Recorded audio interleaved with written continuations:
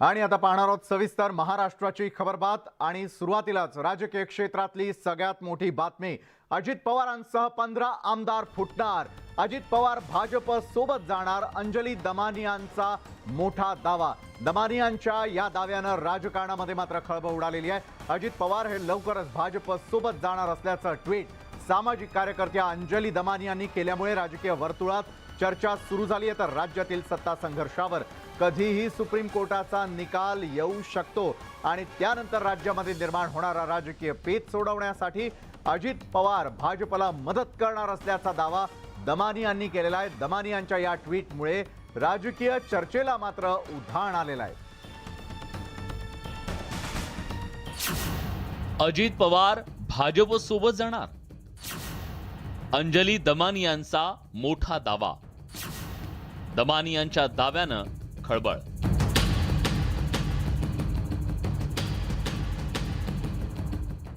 सामाजिक कार्यकर्त्या अंजली दमानी यांच्या या ट्विटमुळे राज्याच्या राजकारणात एकच खळबळ उडाली आहे। विधानसभेचे विरोधी पक्षनेते अजित पवार हे लवकरच भाजप सोबत जाणार असल्याचा दावा दमानी यांनी ट्विटमध्ये केला। अंजली दमानी यांनी हा दावा करताना मंत्रालयातील एका घटनेचा संदर्भ दिलाय। आज मंत्रालयात कामानिमित्त गेले होते, तिथे एका व्यक्तीने मला थांबवलं आणि एक गमतीशीर माहिती दिली। त्यांच्या म्हणण्याप्रमाणे 15 आमदार बाद होणार आहेत आणि अजित पवार भाजप सोबत जाणार आहेत, तेही लवकरच बघू। आणि किती दुर्दशा होतीये महाराष्ट्राच्या राजकारणाची। काल जेव्हा मंत्रालयात गेले होते तेव्हा एका व्यक्तीशी माझं बोलणं झालं, तर ते म्हणे अंजलीताई मला तुमच्याशी काही बोलायचं आहे। आणि मी म्हटलं काय झालं, तर म्हणे हे जे 15-16 आमदार आहेत ते बाद होणार आहेत आणि ते बाद झाल्यावर अजित पवार भाजपबरोबर जाणार आहेत। अंजली दमानी यांच्या या दाव्यामुळे राजकीय वर्तुळात चर्चांना उधाण आलंय। मात्र अजित पवारांनी दमानी यांचा तो दावा साफ फेटाळून लावलाय। आज मंत्रालयात गेल्या होत्या, त्यांनी एक ट्विट केलंय की तिथे गेल्यावर एक माहिती मिळाली की अजित दादा आहेत ते आणि 15 आमदार भाजप बरोबर जाणार आहेत, अशी धक्कादायक माहिती। एवढ्या मोठ्या व्यक्तीच्या बद्दल माझ्यासारखा छोटा कार्यकर्ता काय सांगणार आहे? शिंदेंच्या नेतृत्वातील शिवसेना आमदारांवर अपात्रतेची टांगती तलवार आहे, त्यावर लवकरच सुप्रीम कोर्टाचा निकाल येणार आहे। या पार्श्वभूमीवर दमानी यांच्या या ट्विटला राजकीय महत्त्व प्राप्त झालंय।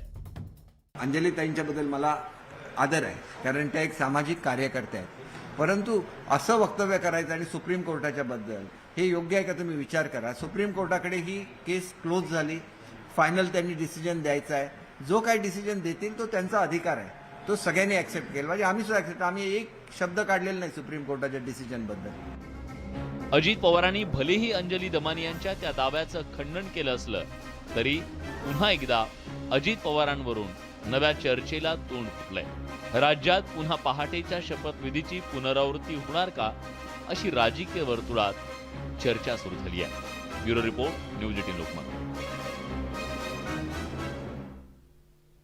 तर महाराष्ट्राच्या राजकारणामध्ये पुन्हा एकदा राजकीय भूकंप होण्याचे संकेत मिळू लागलेत। सत्ताधारी शिवसेना भाजप विरोधी पक्षांना धक्का देण्याच्या तयारीत आहे आणि शिवसेनेनं एकनाथ शिंदेंच्या नेतृत्वात उद्धव ठाकरेंविरोधात यशस्वी बंड केल्यानंतर आता राष्ट्रवादीला धक्का बसण्याची शक्यता आहे। राष्ट्रवादीचे काही आमदार सत्ताधाऱ्यांच्या संपर्कात असल्याचं सांगण्यात येत आहे। जवळपास 20 आमदारांचा गट पक्षाविरोधात बंडाच्या तयारीत असल्याची चर्चा सुरू झालेली आहे। त्यामुळे या 20 आमदारांमध्ये कोण कोण आहेत याची चर्चाही सुरू झाली आहे। 2 आठवड्यात या घडामोडी घडतील असं सरकारच्या निकटवर्तीय वर्तुळातून सांगितलं जात आहे। फुटणारे आमदार काँग्रेसचेही असण्याची शक्यता नाकारता येत नाही, पण राष्ट्रवादीचे आमदार फुटले तर त्यांचं नेतृत्व कुणाकडे असेल याची ही चर्चा सुरू आहे। सरकार कोसळल्यानंतर विरोधात बसलेल्या महाविकास आघाडीमध्ये आमदारांची घुसमट सुरू झाली आहे। दुसरीकडे तपास यंत्रणांनी आमदारांच्या संस्था आणि सहकारी कारखान्यांची झाडाझडती सुरू केली आहे। त्यामुळे ही चर्चा फक्त चर्चा राहते की राजकीय भूकंप होणार याची उत्सुकता महाराष्ट्राला लागली आहे। दरम्यान याच विषयावरती नरेश म्हस्केंशी आम्ही केलेली बातचीत ऐकूयात।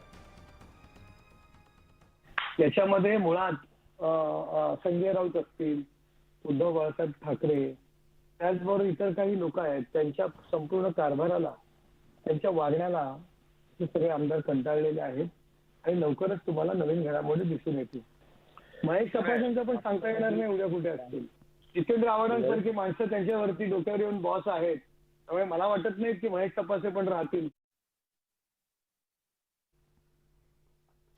गेल्या काही दिवसांपासून मुंडे बहीण भाऊ यांच्या नात्यामध्ये कटुता पाहायला मिळत होती. मात्र पंकजा मुंडे आणि धनंजय मुंडे दोघेही एकमेकांवरती टीका करताना दिसत होते. मात्र आता या दोघांमध्ये जुन्यासारखे चांगले संबंध प्रस्थापित होणार आहेत असे संकेत दोन्ही बहीण भावांनी दिलेले आहेत. दरम्यान भाजप प्रदेशाध्यक्ष चंद्रशेखर बावनकुळे यांनी ही दोन्ही परिवार एकत्र आले पाहिजे अशी भावना व्यक्त केली आहे. पंकजा आणि धनंजय यांचे विचार चांगले आहेत. दोघांचं मनोमिलन आमच्यासाठी आनंददायी आहे. पंकजा आणि धनंजय सोबत आले तर आम्हाला अत्यंत आनंद होईल, पण आज उद्या काही होऊ शकतं असंही त्यांनी सांगितलंय. ही उत्तम गोष्ट आहे की संस्कार संस्कृती टिकली पाहिजे, परिवार एकत्र आले पाहिजे. देश कशाच्या भरोशावर टिकून आहे आपला, याच्याच भरोशावर टिकून आहे. एका परिवारातले दोन भाऊ वेगवेगळ्या पक्षात जरी असले तरी एकत्रितपणे येऊन त्या ठिकाणी विचार वेगळे असतील, पक्ष वेगळा असेल, पण सार्वजनिक कामात, सामाजिक कामात, धार्मिक कामात, सांस्कृतिक कार्यामध्ये, पारिवारिक कार्यामध्ये पंकजाताई आणि धनंजयजी एकत्र येऊन या ठिकाणी काम करतात आहे. हे माझ्यासारख्या कार्यकर्त्याला आनंदाची गोष्ट आहे. उद्धव ठाकरे यांनी सिल्व्हर ओकवर जाऊन शरद पवारांची भेट घेतल्यानं सत्ताधाऱ्यांनी टीकेची झोड उठवली आणि त्यातच शिंदेंच्या शिवसेनेनं पुन्हा एकदा उद्धव ठाकरेंवरती निशाणा साधलाय. उद्धव ठाकरेंचा रिमोट कंट्रोल शरद पवारांच्या हाती असल्याची टीका सत्ताधाऱ्यांनी सुरू केली आहे. ठाकरेंचं महत्त्व कमी झाल्याचा प्रचार केला जातोय. त्यामुळे आगामी काळात रिमोटचा मुद्दा उपस्थित करून ठाकरे गट आणि काँग्रेसमध्ये अस्वस्थता निर्माण करण्याचा प्रयत्न असल्याचं महाविकास आघाडीचं म्हणणं आहे.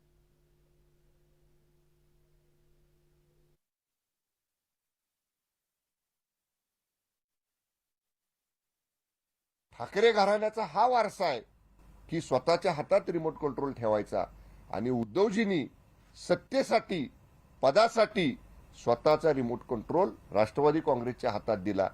ही विसंगती ही महाराष्ट्रानं बघितलेली आहे आणि आज जी अवस्था ही ठाकरे गटाची झालेली आहे, ठाकरे उद्धवजींच्या बरोबर असणाऱ्या शिवसैनिकांची झालेली आहे, त्याला केवळ आणि केवळ कारणीभूत राष्ट्रवादी काँग्रेसची संगत आणि संजय राऊतांची साथ.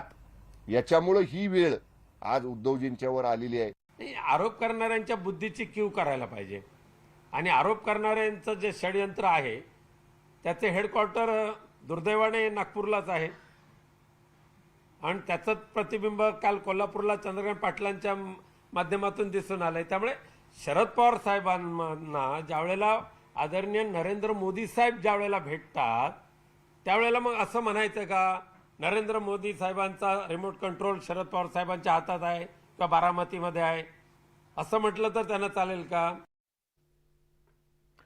चंद्रकांत पाटील यांच्या बाळासाहेब ठाकरेंविरोधी वक्तव्यानं राजकारण रंगल्याचं पाहायला मिळत आहे. चंद्रकांत पाटलांच्या या विधानानं केंद्रीय गृहमंत्री अमित शहा देखील नाराज झाल्याचं कळत आहे. त्यामुळे बाळासाहेब ठाकरेंविरोधी विधान करणं चंद्रकांत पाटलांच्या अंगलट येण्याची शक्यता आहे.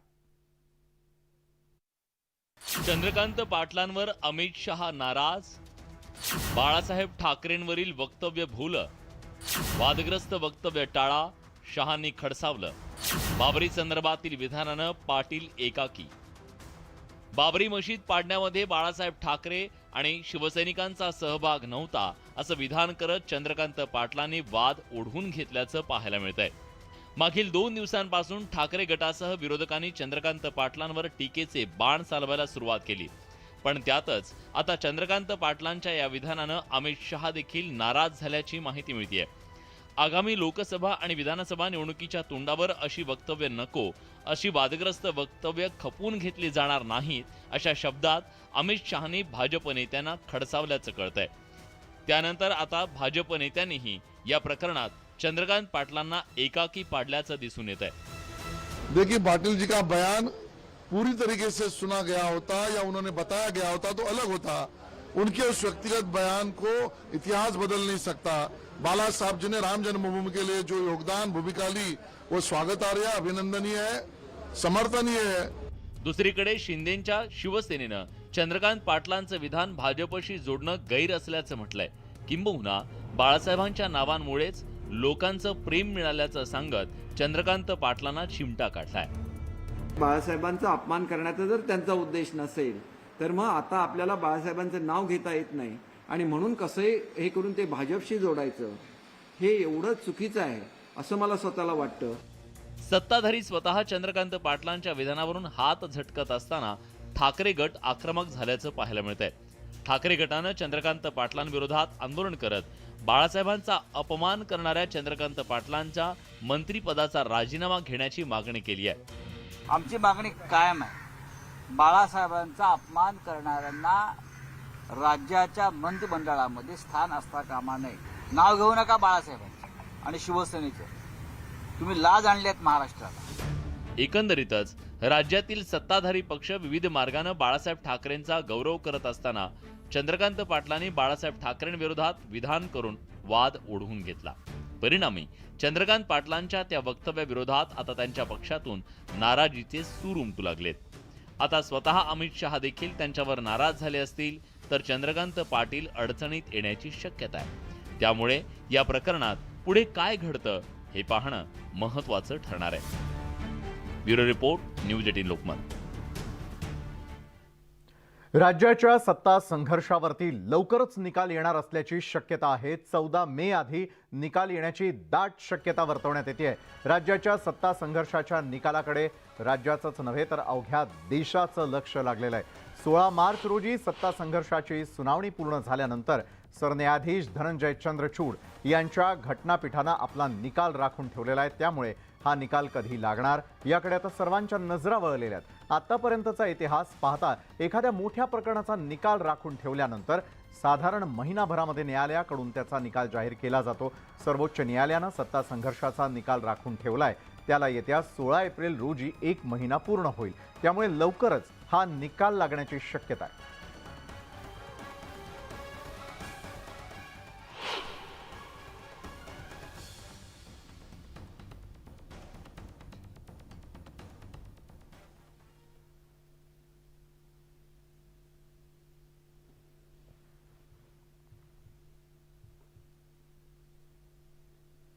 बीडच्या राजकारणामधील मातब्बर क्षीरसागर कुटुंबामध्ये पुन्हा एकदा बाप-लेकाचा वाद चव्हाट्यावर आला.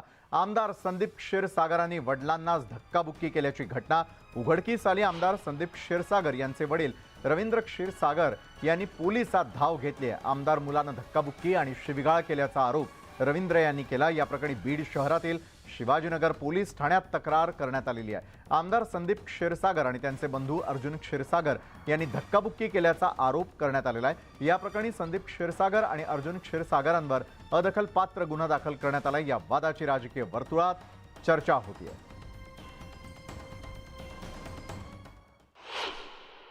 शिवाजीनगर पोलीस स्टेशनला काल रवींद्र क्षीरसागर यांनी आपल्या 2 मुलांविरुद्ध तक्रार दिली. त्यांनी धक्काबुक्की केली, शिवीगाळ केली या संदर्भात घरगुती मॅटरवरून. त्या अनुषंगाने शिवाजीनगर पोलीस स्टेशनला NC अदखलपात्र गुन्हा नोंदवण्यात आलेला आहे आणि त्याची जी चौकशी आहे पोलीस स्टेशन करत आहे. गुन्ह्यामध्ये संदीप क्षीरसागर आणि अर्जुन क्षीरसागर यांची नावं आहेत. परभणी जिल्ह्यामध्ये रस्त्यांची अवस्था तर दयनीय आहेच, पण दुसरीकडे लालपरीची अवस्था बिकट झाल्याचं धक्कादायक वास्तव समोर आलंय. एसटीच्या बस या रस्त्यावर कमी आणि गॅरेजमध्ये जास्त असल्यानं कर्मचाऱ्यांसह प्रवाशांचा जीव धोक्यात आलेला आहे. एसटी बसेसच्या या परिस्थितीमुळे 30 ते 40% बसेस सातत्यानं परिवहन महामंडळाच्या गॅरेजमध्ये लागलेल्या असतात. या नादुरुस्त बसेसमुळे कर्मचाऱ्यांना सक्तीची रजा घ्यावी लागत असल्याचं समोर आलंय. वारंवार या प्रकारच्या त्रासामुळे कर्मचारी देखील आता हतबल झाले आहेत. नादुरुस्त बस कर्मचाऱ्यांच्या हातामध्ये दिली जाते आणि त्यातून कर्मचाऱ्यांना रस्त्यावर निघावं लागतं. खाली गाड्याचं तेल किती गळतंय, रेटर किती गळतंय, ब्रेक सेटिंग लागत नाही, ब्रेक होत नाही सर. हे लेकरा बाळ आम्हाला जागवायचे, परवासी देखील आम्ही जगीत आहोत सर. आणि एवढं असता आमच्या मागे दमदाटी लायतेत. गाडी कशी चालली नाही, गाडी खास झाली, बिडीच झाली, हे आमच्यावर जात जुलूम करीत आहे. सकाळचे 15 गाड्या जर पेंडिंग जर राहिल्या तर सकाळचे चालक 15, वाहक 15 व दुपारी त्याच गाड्यांना स्क्रू भेटणारे 15 चालक 15 वाहक असे मिळून जवळपास 61 कर्मचारी यांना एक दिवस आड करून कमीत कमी 30 जणांना तर रजा द्यावा लागायल्यात. एक दिवस आड करून कोणाला तर ड्युटी भेटायली, कोणाला 2 दिवस आड करून भेटायली. असा प्रकार हा गंगाखेड डेपोमध्ये 15 दिवसापासून चालू आहे. राज्याच्या तापमानामध्ये सातत्यानं चढ उतार होत असल्याचं चित्र पाहायला मिळतंय. सध्या राज्यात उन्हाचा तडाखा जाणवतोय. राज्यातील तापमानात 4 ते 6 अंश सेल्सिअसनं वाढ होण्याचा अंदाज भारतीय हवामान विभागानं वर्तवला.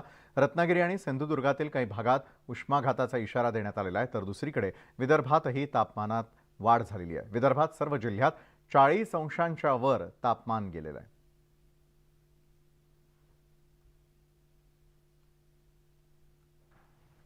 तर महाराष्ट्राची खबरबातमध्ये वेळ झाली एका छोट्याशा ब्रेकची.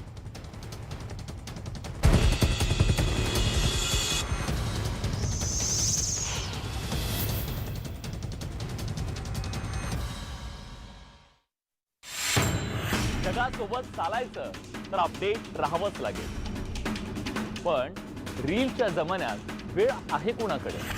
पहा ब्रेकलेस आणि ब्रेथलेस बातम्या, 100% बातम्या, संध्याकाळी 6:52 फक्त न्यूज 18 लोकमतवर.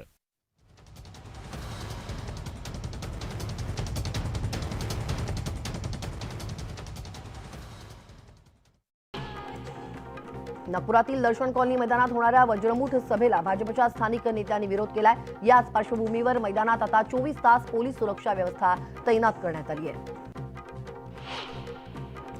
निवडणूक आयोगानं राष्ट्रवादी पक्षासह 2 पक्षांची राष्ट्रीय मान्यता रद्द केल्यानंतर आता राजकीय वक्तव्य समोर येत आहेत. राष्ट्रवादी आणि इतर पक्ष निवडणूक आयोगाच्या योग्यतेत नसल्यानं त्यांची मान्यता रद्द करण्यात आली असावी, अशी प्रतिक्रिया केंद्रीय मंत्री डॉ. भागवत कराड यांनी दिली आहे.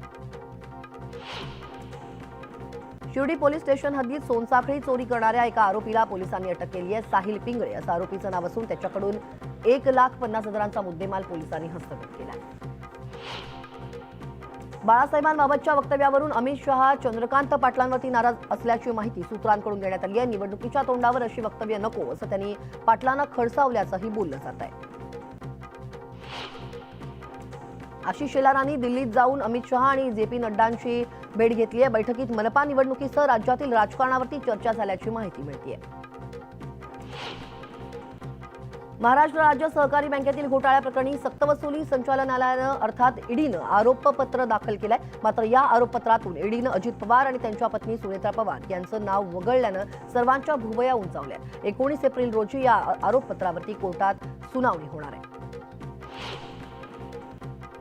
परभणीतील जिंतूर चारठाणा शिवारात बाईकचा अपघात झाला. या दोन्ही बाईक स्वारांचा मृत्यू झालाय. वाहनावरील नियंत्रण सुटल्यानं पुलावरून पडून हा अपघात झाला. नांदेडमध्ये पिस्तुलाचा धाक दाखवून लूटमार करणाऱ्या टोळीचा पर्दाफाश झालाय. पोलिसांनी 3 आरोपींना अटक केली आहे. 3 मार्चला आरोपींनी गोळीबार करत एका तरुणाला लुटलं होतं. या प्रकरणी अधिक तपास पोलीस करत आहेत. वाशिम जिल्ह्यात हळदीची 6,152 हेक्टरवरती पेरणी करण्यात आलेली आहे. सद्यस्थितीत हळद काढणीचा हंगाम सुरू आहे, परंतु झालेल्या अवकाळी पावसामुळे वाळवण्यासाठी ठेवलेली हळद भिजल्यानं शेतकऱ्यांचं मोठं आर्थिक नुकसान झालंय. मनमाडमध्ये झालेल्या अवकाळी पावसामुळे 12,000 हेक्टरपेक्षा जास्त पिकांचं नुकसान झालंय. अवकाळीचा 175 गावांना तडाखा बसला असून 887 झाडांची पडझड देखील झाली. त्यामुळे शेतकरी सरकारच्या मदतीकडे आता डोळे लावून बसले. धाराशिवमध्ये झालेल्या गारपिटीमुळे सोलर पॅनलचं मोठ्या प्रमाणात नुकसान झालंय, तर सौरपंप योजनेचं पॅनलच आता गारपिटीनं तडकलेलं आहे. या नुकसान भरपाईसाठी शेतकऱ्यांनी एजन्सीकडे मागणी केली असता एजन्सी यासंबंधीचे पुरावे मागून शेतकऱ्याची अडवणूक करत असल्याचा प्रकार आता समोर आलाय.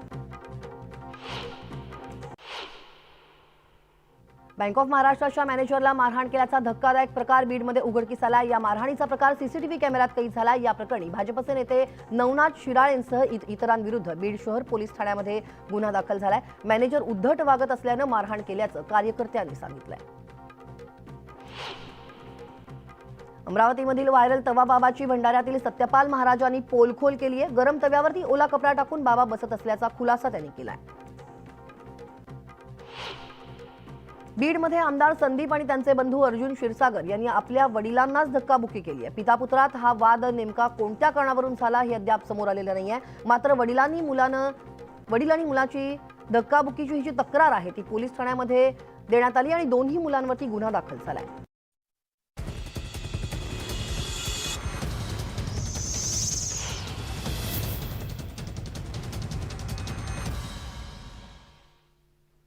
ब्रेक नंतर आपण पाहताय महाराष्ट्राची खबरबात. संपूर्ण महाराष्ट्राचं सांस्कृतिक आणि आध्यात्मिक वैभव असलेल्या पंढरीच्या आषाढी वारीच्या तारखांची घोषणा झाली आहे. देहूमधून संत तुकाराम महाराजांची पालखी 10 जूनला प्रस्थान ठेवेल.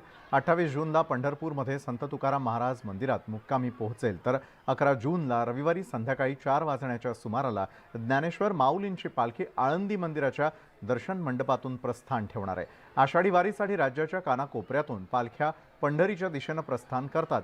यातही प्रामुख्यानं ज्ञानोबा आणि तुकोबांच्या पालखी सोहळ्याकडे सगळ्यांचं लक्ष असतं. त्यांचं वेळापत्रक जाहीर करण्यात आलंय.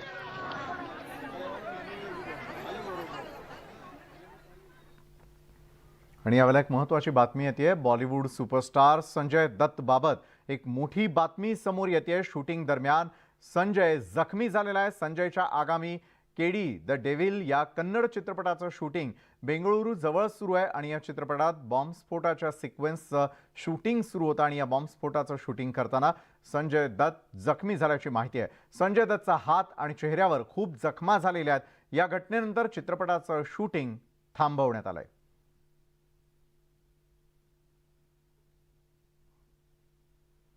तर महाराष्ट्राची खबरबातमध्ये वेळ झाली. इथंच थांबण्याची. ताज्या घडामोडींसाठी पाहायला विसरू नका न्यूज 18 लोकमत.